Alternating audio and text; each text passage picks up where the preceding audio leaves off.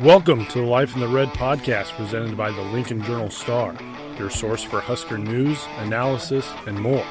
From football in the fall to recruiting in the summer, we've got you covered.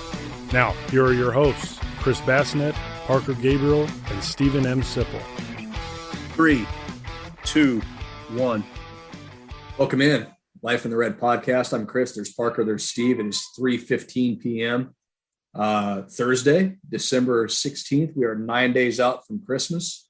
Just finished up my Christmas shopping today. Feeling pretty good about that. You didn't. I did. Well, I didn't have to buy them. So my wife took care of all the presents for the young man in the house. So, and then I just had to take care of presents for the missus. So took care of that today. When's Christmas? Tomorrow. What'd you get her, Baz? She doesn't listen to the podcast. Yeah. She is on Twitter though, and I know a lot of our listeners are, so we're not going there. She better watch Tuesday. So plenty to get to. We met with the new Nebraska assistant coaches yesterday, right before the mother of all windstorms hit and shook the stadium. We've got Nebraska basketball playing Sunday at home against Kansas State after a bizarre week, to say the least. We got volleyball in the Final Four tonight, 8:30 p.m. against Pitt, national semifinal. So let's get into it. We had the early signing day press conference yesterday with Scott Frost. He ran through all the guys, gave a comment on each one, took some questions. But the main attraction, I think, was probably the assistant coaches being there. Mark Whipple, the new OC, Mickey Joseph, wide receiver coach, passing game coordinator, Donovan Raiola, offensive line coach. All three guys met with the media for about 15, 20 minutes yesterday. Each of us was at a table with one of those guys. And I'll throw it to you guys first. I guess, what were your guys' takeaways from talking to Mark Whipple and Mickey Joseph? Parker, go ahead on Whipple. I'm interested. Yeah, I was at the Whipple table. Whip, as he's already known by the coaching staff, and as he's known by, it seems like every single coach in football at any level, which is approximately Mark Whipple's network. It was interesting listening to him talk. A lot of stuff about his history in the NFL and all of the guys he's worked with. He had interesting insight into a lot of stuff. He and Scott have actually known each other for quite a while. They first met 10 years ago. Before Oregon played Auburn for the national championship in Arizona in 2011. And Whipple's known Chip Kelly for the better part of 35 years. So it's Whipple said, it's not like we'd spent a lot of time in each other's company, but they've known who each other is and what each other's sort of about for a long time. Whipple basically indicated that he was excited about being at Nebraska and in the Big Ten, which is a league he's never coached in before. Told stories about being in the backyard when he was a kid and listening to Johnny Rodgers run the punt back for a touchdown in 1971. And he's a football lifer, so he obviously knows about Nebraska and its history. And then he's always been in pro style kind of offenses. It's what his DNA is. He talked quite a bit about Andy Reid and Mike Holmgren and sort of, some of the pro style stuff. He's an East Coast guy. West Coast style offense, all of that. So he basically intimated that he's very interested in Frost's system and in sort of learning about it and in imparting what he knows about football and seeing how they can sort of join those forces and put stuff together. And I don't know, it's very interesting conversation. He's a unique guy. He's 64. He's been around football for more than 40 years. So you get a lot of stories and a lot of insight when you sit and listen to him and ask him questions. What did he say about the current quarterbacks? Yeah, he said he had a favorable first impression of them. Just in watching a little bit of film, mentioned Logan Smothers and his ability to run. What he said sort of more generally, obviously he hasn't been around him a lot. He's like, I got here, it's finals this week. He met with the offense briefly. He's met with the quarterbacks briefly. He basically said that he told the quarterbacks that he builds offenses around the quarterback and what they do well. And so he's like, it doesn't really matter to me what they've done before. Obviously, I'm going to watch the film and see what they've done, but everybody's got a clean slate. And then he said, he said, yeah, Smothers can run. So like if you have a running quarterback, you're not going to build an offense that includes nothing for the quarterback run game, basically, is the idea. So it's going to be very interesting. He told you, Sipple, obviously, when you came over, that they're looking for a quarterback transfer. And he said, I don't want anybody on offense, and especially the quarterbacks, to worry about where they were in the pecking order before right now. He said, we got plenty of time for me to judge you and to figure out what you do well and all of that. So it's going to be interesting. It's a fresh start for Logan Smothers, for Heinrich Harburg. Everybody's on even footing.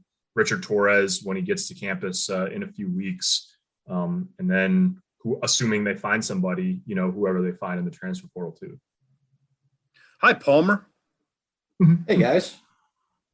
Palmer, I can't make you out because your dad's name is there you go. Hi, Palmer. Hi. Yeah, Palmer's going to be right in the mix for the starting quarterback job. Yeah. Palmer's supposed to be down for a nap right now, but he's not. So he got a high motor. His sleeves match his hair. Yeah, kind of. Yeah, mustard colored. Mm-hmm. Kind of he's a rustic man. He's rough hewn, you might say. Yeah, you can tell. Well, yeah. In his young age. Yeah, I don't know if I describe him as rough hewn. He's very much not rough hewn. He's full of wonder right now. He is full of wonder. This is a lot more exciting than standing in the crib and screaming into the nothing, the void. Well, Dad ignores him trying to record. I thought that's what we do on a daily basis. Scream into the void, yeah. I scream into the void constantly. Yeah. Maybe that's what you think of Don Raiola. That was interesting. He's not much of a talker, but I mean, you can tell he's about business, and he's an offensive lineman through and through. And we were kind of winding down to the end of his interview yesterday, his time at his podium, and he was asked, do you like doing interviews? Do you like doing stuff like this? And he was just very straight faced and said no. He just said, I'm an offensive lineman. We don't want to be noticed, and so but just a guy that's very businesslike. You can tell he's a Raiola with just the way he speaks. He kind of sounds like his brother a little bit, and just has a real passion, I think, for teaching guys in the offensive line. Seems to have a pretty good grasp of the O-line tradition at Nebraska. Just talking to Dominic. Oh, lost you. Palmer got the mute button there. Sorry. Were you trying to mute your dad? Can't blame him. We try to mute your dad too. Yeah, join the club, buddy. But had never been to a Husker game while Donovan played here, but came to a spring game one time. Of course, Dominic was playing in high school, Donovan was playing in high school while Dom was at Lincoln. That's right. Yeah. And so, but yeah, he just talked about kind of the same thing you said, Parker. It's just kind of a clean slate, for everybody in the offensive line room. And obviously they've got some work to do, having to replace Cam Jurgens, most notably, along with, a guy like Matt Siechterman and other guys like that. You've got some guys that have played a lot of snaps for you, but obviously that was an area that really struggled last year. So, and, he's kind of just started going into the film on those guys, figuring out what he has, but he's very fascinating. I don't think he's ever going to be a guy. He's not going to be a Greg Austin who's going to sit there and tell stories and give you great sound bites and do things like that. But he's a technician. He talked about how, it's going to be very, very, very start from the bottom. We're going to build these guys from the ground up. And that means, basic stuff, lining up on sides. That was one thing. That was his answer to one question. What's the most important part of playing offensive line at Nebraska? He said, being on sides. And we kind of chuckled, but he was serious, and that's what he meant. Just the basic fundamentals. Are you on the ball or off the ball? What are your splits like? Things like that. And yeah, it's footwork and strength and hand placement and all those sorts of things too. But you can tell this guy's a big time stickler for the details, and that's everything. How they come out of the huddle, if they do huddle. How they leave the sideline, get into the line of scrimmage. So we'll see what it looks like. He's never going to be a guy that's going to give you a great quote, but he's also a dude that's he's going to teach these guys literally from the ground up. It's going to be interesting to watch what he's able to do with the guys that he has. You know what comes to, I never thought of it yesterday, but you've heard all this talk today about Donovan Raiola, how he's not a very good interview, doesn't say much. I'm thinking about a conversation I had with Barry Alvarez last week. And he said that Donovan was one of his favorite players of all time because he had such a good sense of humor. Really? And he said it because he kept things loose. After they beat Parker, you might remember this, when they beat Auburn in the bowl game in 2005. I think it was Barry's last season. Yeah. Auburn was a heavy favorite. Or a favorite, and Wisconsin had the ball at the 1 late in the game, seconds ticking down, and Wisconsin took a knee and didn't go in.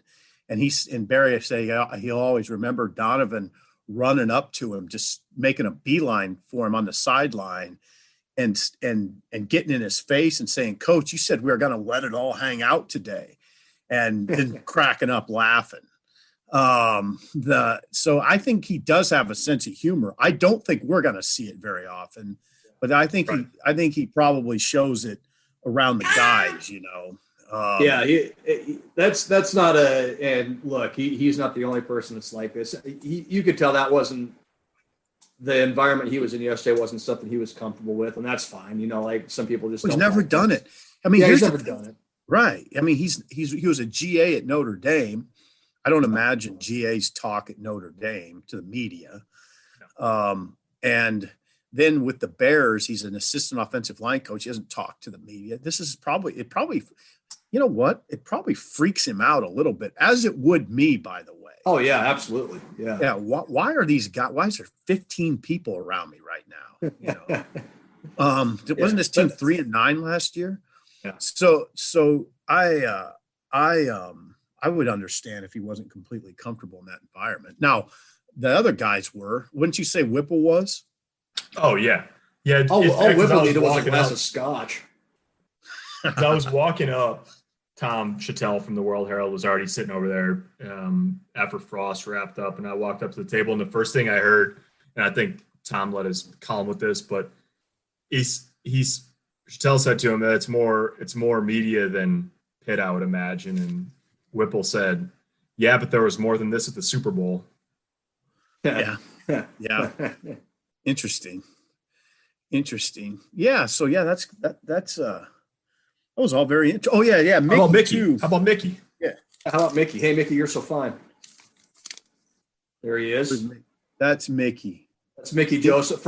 For Nebraska fans who don't know who Mickey Joseph is, the former quarterback at Nebraska, that's what Mickey Joseph is. Should I just keep that there when I'm talking about him? Yeah. Do your best Mickey Joseph impersonation right now. I can't do that, but I can read what I wrote.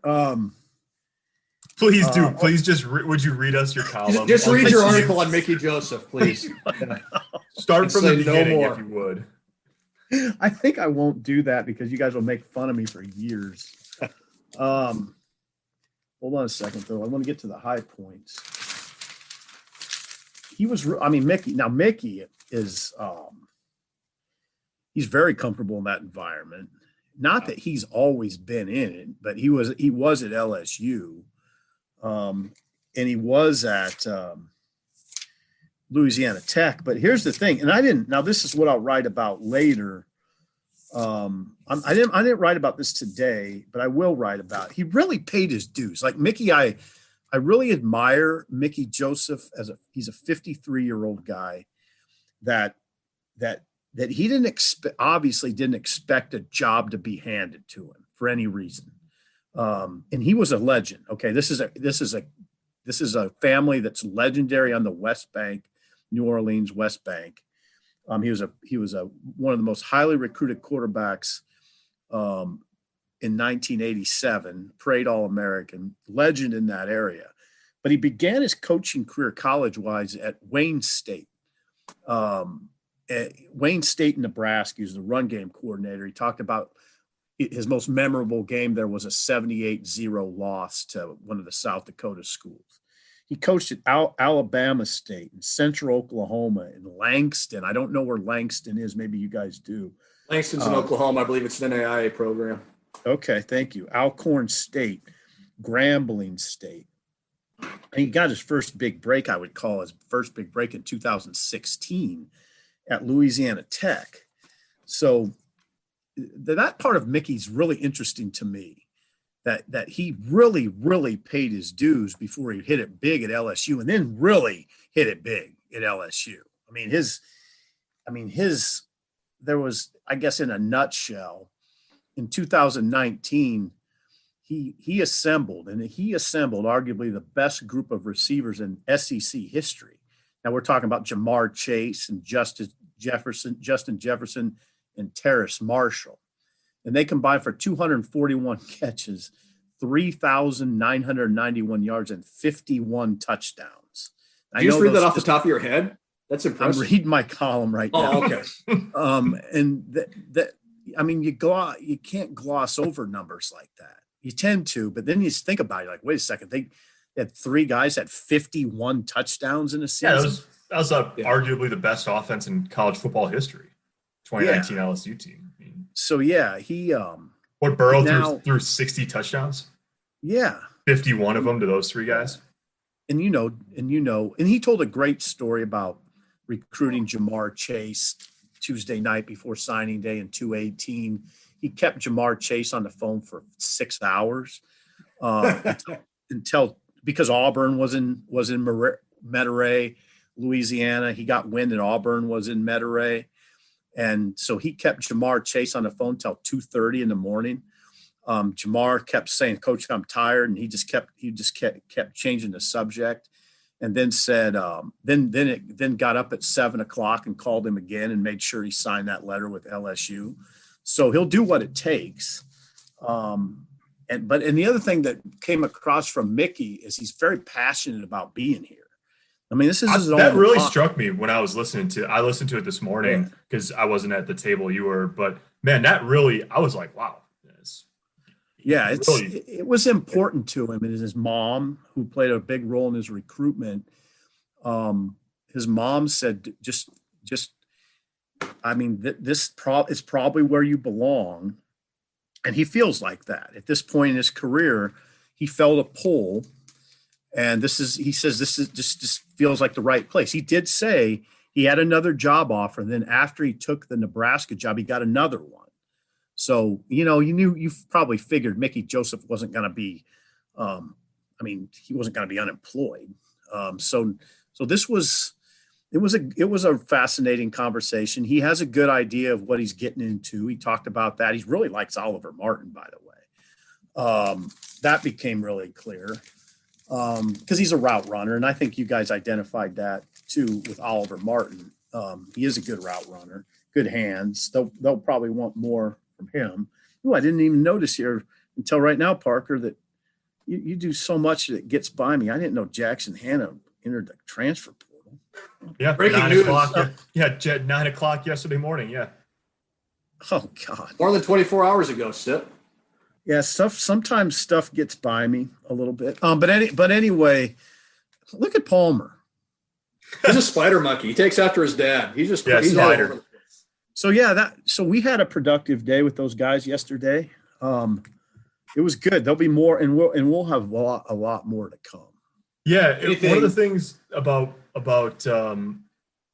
all of it that I think is interesting is just like, you're over there and it's like these guys they're happy to be here. And Frost, he said there was sort of felt a spark of energy with the 3 new coaches in place and all of that.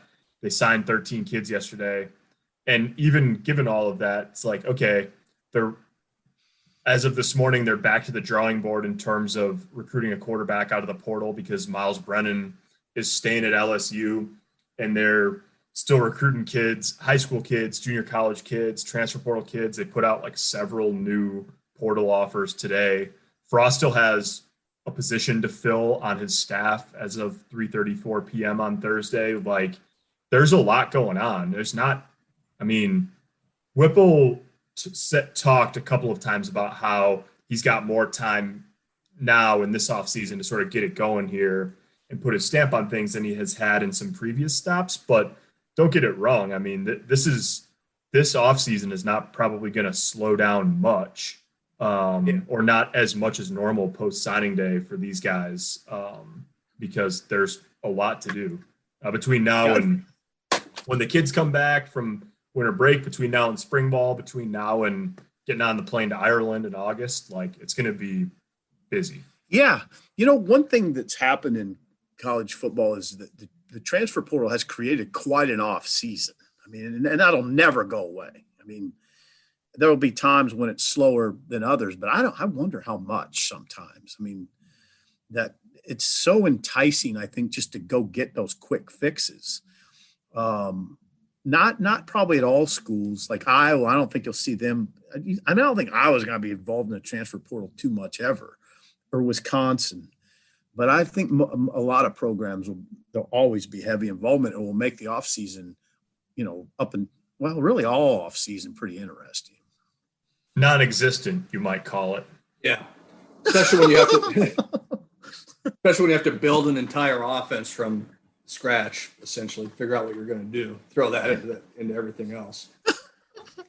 By the way, no off season. Well, we need to work, so that's probably. We need to rest too, Sipple. We need to rest too. Yeah. Rest. Palmer doesn't need to rest. Palmer, you're a spider monkey. He is a spider monkey. Did you guys want to hit on anything that Frost said yesterday? He kind of touched on a lot of different stuff, obviously a lot of recruiting stuff. Anything that he said that kind of sticks out to you guys? I was just going to say, I was just going to bring up briefly that, they did add and subtract actually a couple of players from the class down the stretch. They added 6 of their 13 in the last 10 days before signing day.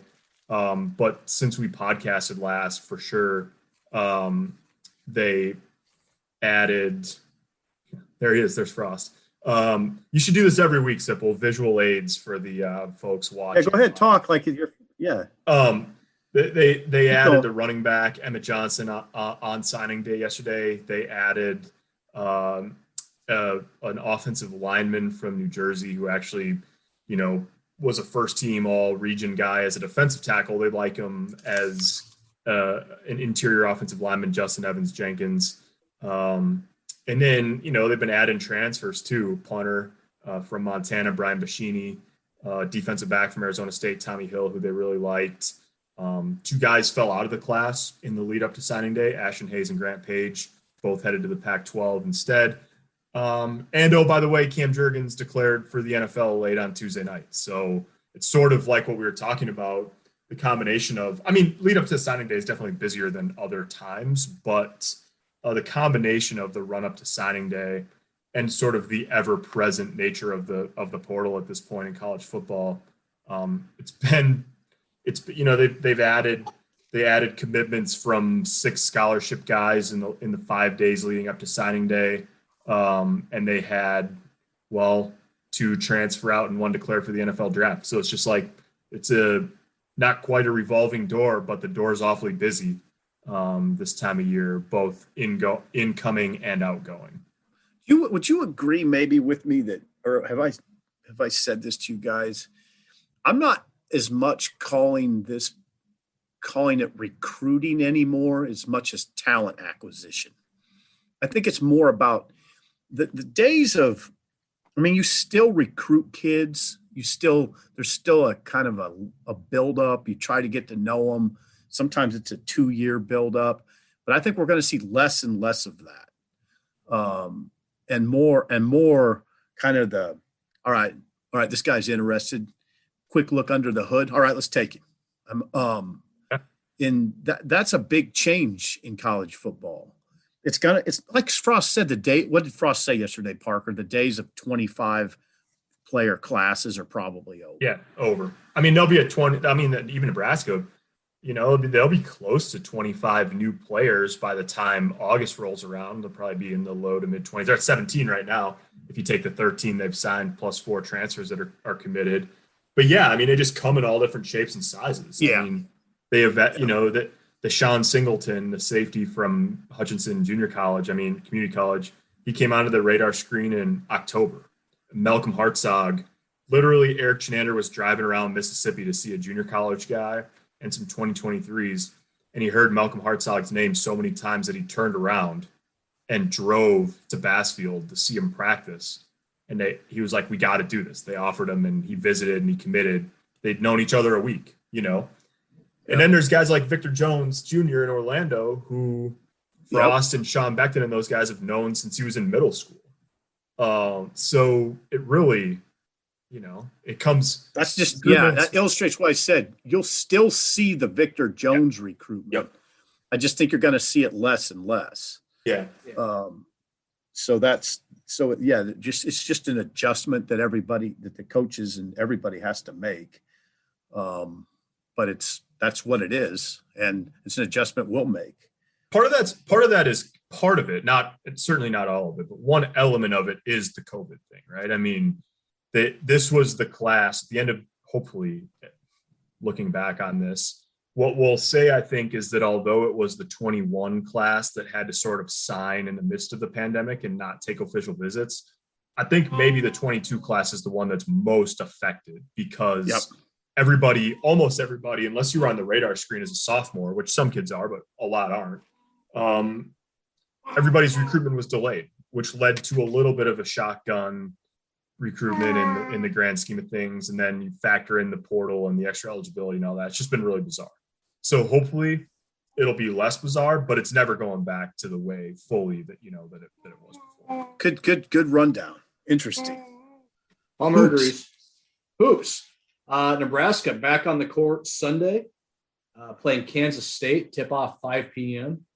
Pinnacle Bank Arena, old Big 8, Big 12 matchup. It's been a pretty boring week so far for Nebraska basketball, as it always seems to be. There's nothing incredibly bizarre that ever happens with this program at any point. So not a lot to talk about other than back-to-back 30-point losses for the first time in program history and a potential scandal that blew up, a potential scandal rumor that blew up online a couple days ago. Just getting ready for a normal game on Sunday. So, I don't have a whole lot really to say to you guys, man. Okay, so I'm having lunch with the guy today, and he says, what was that statement that Trev Alberts put out about? Well, I didn't hear any rumors. That's refreshing, Sipple. That means he's it actually is refreshing. Yeah.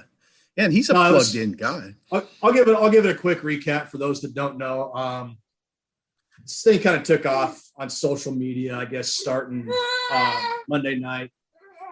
Really took off Tuesday about a potential whatever you want to call it, story coming out late in the week detailing some supposed allegations against the Nebraska men's basketball team.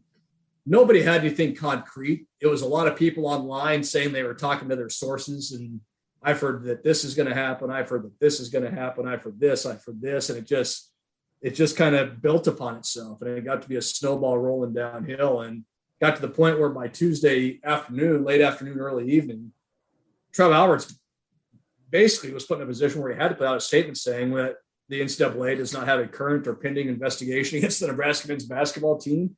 I've spoken to Fred Hoiberg, and he says our program is compliant with all NCAA rules. And we kind of moved on. And this all started because of an online, like I said, social media rumor. Now, Fred meets with the media tomorrow about 11 o'clock. We'll see if he has anything more to say about it other than Trev's statement. It's a curious, strange, bizarre time. Like I said, you're coming off a stretch when you're not playing very good basketball. One of your assistant coaches is on medical leave right now. You know, Nebraska's in a vulnerable spot. Fred Hoiberg's in a vulnerable spot as it is. And now you have this to deal with too, as you're trying to kind of get your team right and get ready to play Kansas State on Sunday. So we'll see what it looks like. They haven't played since last Saturday. The big loss against Auburn down in Atlanta. Now you've got a winnable game in front of you against a power conference opponent. You've got a bye game a few days after that. So you've got a little bit of a chance here to get right before you go into the Christmas break. But yeah, Nebraska's they're in a weird spot right now. I'm real curious to hear what Fred has to say tomorrow. I'm really curious to see what they look like come Sunday. Vulnerable is a good word. I mean, but it's not a good word if you're competing in a Power 5 conference, though. And I mean, look, that's where they're at. Michigan beat them by 35 points. Right. In Lincoln. And no, Michigan's the program okay. the program feels very vulnerable right now. Yeah, for a lot of reasons. It's on the court stuff, and it's off the court stuff, and it's not, beating Kansas State. Should they do that Sunday? That's not going to fix all their problems. Not by any stretch of the imagination, but yeah, it's just it's interesting. Fred Hoiberg's 19-51 right now at Nebraska, and I don't think. Certainly nobody expected him to be 5-6, 11 games into his third season at Nebraska. I think we all thought it would be better. So yeah, I think that's vulnerable is the key word. I'll probably ask Fred that tomorrow. I'll just ask him, do you guys feel vulnerable right now? Does your program feel vulnerable right now? Because it does to me. I think it does to a lot of people. That's a good question. Yeah. And I think, and maybe that's part of why this rumor took off like it did, whether there was ever any truth to it or not. Because Nebraska is an easy target. They're vulnerable. There's not a lot they can do about it right now. Now, if they were 9-2 or 10-1, maybe that stuff never pops up. Maybe we never even hear about it. You just never know. But it is what it is. They are where they are. The game's going on Sunday. They're expected to have all their healthy players available. Obviously, Wilhelm Breidenbach and Trey McGowens won't play. Both dealing with injuries. Sounds like Wilhelm's going to be out for the rest of the year, if not most of the rest of the year, which stinks for that kid. But that they need a good day Sunday. It won't erase all their problems, but it'll help kind of soothe the vulnerability a little bit. What time do they tip off that game again? 5:01 p.m. is the official tip-off time. Game is on BTN. So there you go. Your play-by-play guy will be Larry Putney. Analysis is Nick Baugh. So, yeah, it'll be interesting. Kansas State's not great. They're 6-3. Okay. They were the second worst team in the Big 12 last year. They were just ahead of Iowa State, who was a garbage fire last year. But they're better. Bruce Weber's still the coach there in his 10th year. There's familiarity there with Bruce and Fred. They faced off a few times when Fred was coaching at Iowa State in the Big 12. So you have some familiarity there, but this isn't like going into Atlanta to face Auburn. I think everybody knew what was coming in that Auburn game, and we got exactly what we expected for the most part. The one thing to take the conversation in a more comfortable direction, Auburn was impressive. I mean, that's a team that looks like a basketball school now. Top 10 talent. Yeah, they got top 10 talent on that roster. Maybe top 5. That's a really impressive organization. Think about it. Bruce Pearl wasn't even on the sideline, and they didn't appear to miss a beat. I was amused. I'm not criticizing you, Sipple. I was very amused that you were impressed by the caliber of the operation while their head coach was serving a suspension. This is a big time outfit of the program whose coach is suspended. I mean, isn't there some built-in cynicism in that conversation? Yeah, there is. Auburn got caught. I mean, they got caught doing something that virtually everybody worth mentioning does. I just was impressed. I was impressed by the operation. Oh, they're really. I get what you're saying, Parker. Totally. But man, I don't know. They're good. That's a good team. I think part of that game and part of why it made Nebraska look so vulnerable is that I think a lot of people thought Nebraska might look like that a little bit this year. They don't look like that. And they don't. And I'm not saying they would be on the same level as Auburn anyway, but running, taking advantage of turnovers, hitting 14 threes, playing up tempo. That's what it was supposed to look like. Maybe not at that level with the talent they have on the roster, but yeah, like you said, Sip, they don't look like that. They're lost offensively right now. They're still one of the worst 3-point shooting teams in the country. I know, Palmer. They can't make a shot. They can't throw it in the ocean, Palmer. They can't throw it in the ocean. So I'm curious. Fred's talked about making some changes to the offense. I'm really curious to see what that looks like come Sunday. Hey, just from an on-the-court standpoint. Yeah, I got to defend myself a little bit here. It was everything from the on-court, what I saw on-court, to the crowd, to the band, to having Charles Barkley and a famous alum courtside. Everything looked big to me, including Jabari Smith. I mean, that's And they're only ranked 18th, which is a little curious to me. If they'll be higher than that at the end of the year. Yeah, if there's 17 teams better than that, I'd like to see that. I think I had them ranked. I'm a voter in the AP poll. I think I had them 13th after last weekend, and they're probably a top 10 team the way they play right now. They look like it. Like it. Yeah, it's just a super. They're a buzzsaw. Nebraska ran into them at a bad time. When that game was scheduled, 11th game of the season, that was kind of thought like to be a showcase game for Nebraska. Like they might not win it, but if they could account for themselves well, maybe you pull an upset, then that's all of a sudden a game that puts you on the map. If you're Nebraska, now I put them on the map for the wrong reasons, and that's part of the problem. But when they scheduled that game, they scheduled it thinking, you know what, we're gonna have a team. Maybe we kind of need a national showcase game, and that's why they did that. And we saw what it can look like when that goes the other way too. Yeah, that's right. Auburn was ready to play. I mean, it was like they were playing Kentucky. Yeah. I mean, they were ready. Yep. Well, should we talk a little volleyball? Transition to volleyball, or did we get enough hoops? Well, yeah, volleyball plays tonight. I think it seems like the prevailing wisdom is they got a great chance to win tonight against Pitt. And I don't know. That's what I'd say. And I'll tell you what a lot of conversations you have right now are with people. I find that you talk about football and it's kind of a rough conversation. You just transition to basketball. It gets even a little rougher. And then just like this podcast.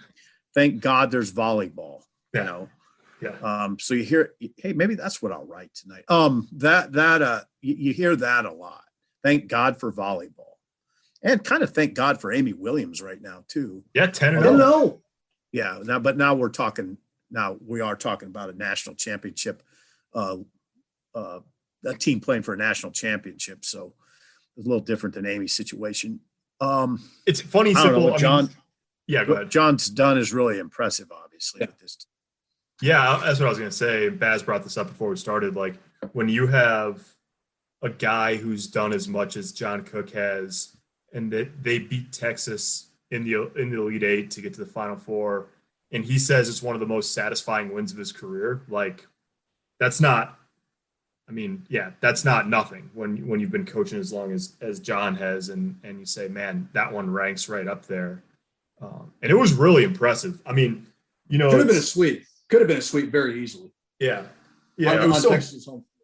Yeah. I'm certainly not an expert in volleyball, but it was like the questions that they've had this year. They've been really good defensively all year, but the questions they've had have been the freshman hitters, right? Lexi Rodriguez has been great in her role, but they've been looking for somebody opposite Maddie Kubik to get the job done, and all of a sudden they had it. From Krause and from Allie Batenhorst, and it was like, oh well, that hole was filled for one night and they dominated Texas. If it's actually, if that was a breakthrough rather than an anomaly, like they're going to be a tough out in Columbus too. Yeah, I'm betting on a breakthrough on that count. Gotta win tonight. Sounds like you're going to be writing some volleyball this week then. Yeah. Look, and we shouldn't discount Pittsburgh here. This is the number 3 national seed they're playing tonight. So it's not like this is going to be a walkover. And then on the other side, you got Wisconsin, who's beat you 7 times in a row, 8 times in a row. Yeah, has it gotten to 7? It's at least 7, I'm pretty sure. Oh, and Louisville's unbeaten, beat you earlier this year. So look, it's easy to say, yeah, Nebraska's playing well, and maybe this is a breakthrough, and now they're going to take off. If they're going to do this, they're going to have to play 2 really, really good matches and beat 2 really, really good teams this weekend. So it's far from a done deal that Nebraska gets through tonight, much less gets through, Saturday night too. But yeah, it's going to be, I say this a lot, but it's kind of like basketball. It's going to be fascinating to watch for a completely different set of reasons than it is to watch basketball. Much more pleasant. Yes. Pleasant. It's like Dennis Green said, if you want to crown them, then crown them. Yeah, Dennis. Crown their asses. This is dangerous, but is it R.I.P. Dennis Green? Oh boy, I don't know. Let's check the Google machine. Hang on. Public information. Typing with one hand and holding my son with the other. I'm glad. Dennis Green. Yes. Died died July 21st, 2016. Okay. Great coach. 67 years old. All right. R.I.P. All right. Didn't screw that up. Let's end on that. Let's quit while we're behind. All right, guys. Thanks everybody for tuning in.